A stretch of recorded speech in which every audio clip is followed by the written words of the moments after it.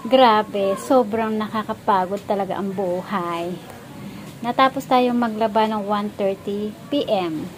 Kasi habang kasalukuyan nga na umiikot ang washing, namili naman tayo. 11:30 AM na tayo nakapunta sa suki natin ng grocery.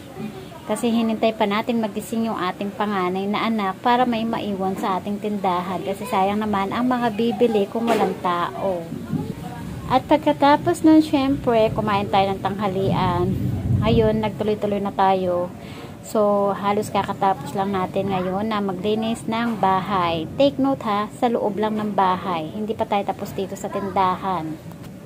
Time check na natin is 4 PM. So, maghahabol na naman ako ng oras dahil mga 5 PM na naman, nandito na naman yung aking bunso para naman magbantay ng aking tindahan dahil gagawa na naman ako ng yelo kay Mudra hanggang gabi na yon kasi ang dami kong ginagawa laging yelo doon. As usual, October 11, 2024. So, kaninang umaga may vlog lang tayo. Na-late nga ng gising ang inyong tindera dahil 5:36 na nagising. O, diba? Tulog pa more. Ang sarap naman kasing matulog, diba? At dahil nga ang dami na natin lagas-lagas sa ating mga paninda, kaya namili na naman tayo doon sa suki nga natin ng grocery store. Plus, kalbo na rin yung ating tinapay area. Ayan, wala na tayong nakasabit. So, heto na nga yung ating mga napamili doon sa suki ko ng grocery. Ayan, marami-rami rin yan, kaya kinailangan kong magpasundo sa aking panganay na anak. Lalo na yung mantika natin at saka yung royal mismo, yan ang mabigat, kaya hindi natin pwedeng lakarin lang. Tapos bumili na rin ako ng 1 kilo ng all-purpose flour, 55 pesos ang 1 kilo.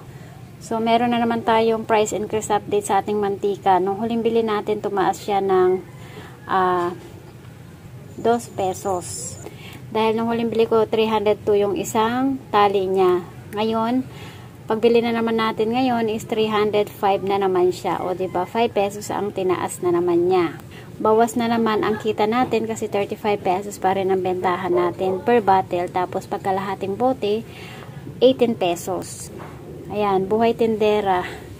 Kailangan talagang minsan magsasakripisyo tayo sa mga presyo ng ating mga paninda. Hindi lahat ng mga bawat pagtaas ng mga items ay taas rin tayo ng taas. Kaya hanggat kaya natin i-shoulder yung mga pagtaas ng mga yan, hindi pa tayo magtataas.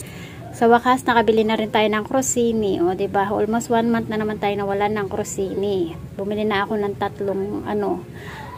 tatlong chocolate flavor at saka Bavarian, isang balot kasi hindi naman fast moving sa akin yung Bavarian flavor. 3 pirasong piatos cheese lang. Tapos bumili ako ng C2, yung red, 355 ml. 3 piraso ng C2 solo na yellow. Tapos yung tomato, yan, cream silk, silica at saka kala, 60 grams. Chicharon natin, 8 pieces. And dahil slow moving yung ating mga chichirya, kaya 1 piraso lang yung dinagdag natin sa mga 1 na green lang yung ating binili na chichirya. Tapos bumili na ako dito ng Golden Fiesta na mantika natin. Ayan, pang-pwesto na natin gamit sa kusina. 2 San Marino na maliit. So, hindi ko na pa i-hold pa yung mga ibang nasa ibaba niyan. Plus, ito yung 6 na balot ng burger buns. Tapos bumili rin tayo ng mga magkakaibang tinapay. Tigta 3 piraso muna. Ayan. 3 piraso nito, 6 pesos each. Ito, pandehopia daw ito, 3 piraso din. Tapos ang lalaki ng cheese bread, oh. Paborito ko talaga ito nung bata ako. Pero ngayon, ibang lasa na kasi mga cheese bread. Matabang na. Diba? 6 pesos din. So, bentahan lahat natin ng mga tinapay na may palaman ay 10 pesos. Ayan. Ito naman ay cookies. Ayan. Cookies, ang tawag dito. May palaman siya na green sa loob. Tigta 3 piraso muna para mamaya magsawa na yung ating mga customer. Para susunod, iba naman. Nagpabili rin ako sa panganay ko nito. Ayan, pagdating ko dito, ayan, nagpabili agad ako sa kanya ng Coca Salo. So, almost 1 week na naman tayo nawalan ng Coca Salo. Napakahirap talagang bilhin ni Kasalo. 1 case lang, and tapos meron tayong 1 case din ng RC Mega. So yung Coca Salo natin is same price pa rin, 270 per K, 32 pesos pa rin ang bentahan natin. Plus yung RC Mega, 252 pa rin ang per case, 30 pesos ang bentahan pa rin natin.